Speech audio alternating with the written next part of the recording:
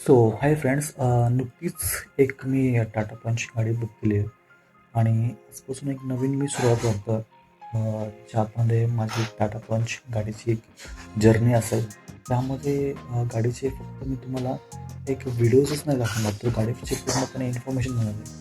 हा माझ्यासाठी एक नवीन जर्नी असेल, मे बी तुमच्यासाठी पण एक वेगळीच एक एक्सपिरियन्स असेल, जे आधी या कुठल्या यूट्यूब चॅनलने कोणी केलं नसेल. तर आपण हे एक नवीन एक फ्रेश जर्नी करतो आहे, जी माझ्यासाठी पण एक नवीन सुरुवात आहे आणि मे बी तुमच्यासाठी पण हे नक्कीच तुम्हाला आवडेल, की ज्यामध्ये गाडीचं चॉईस करण्यापासून बुकिंग एक्सपिरियन्स किंवा डॉक्युमेंटेशन्स काय लागले मला, त्यानंतर पेमेंट प्रोसेस काय होती, माझं डाऊन पेमेंट कसं चाललं, माझे EMI कसे होतात आणि डिलिव्हरी एक्सपिरियन्स कसा असेल माझा.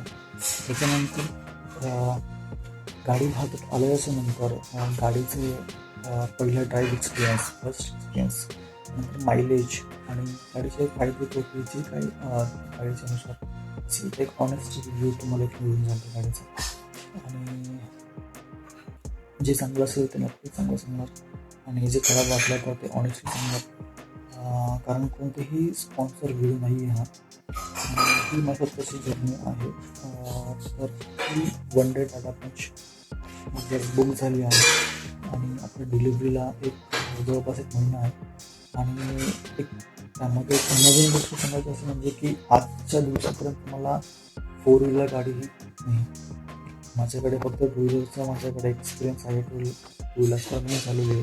तर एक टू व्हीलरपासून फोर व्हीलरपर्यंत शिफ्ट करण्याची नवीन जर्नी पण तुम्हाला पाहायला मिळेल.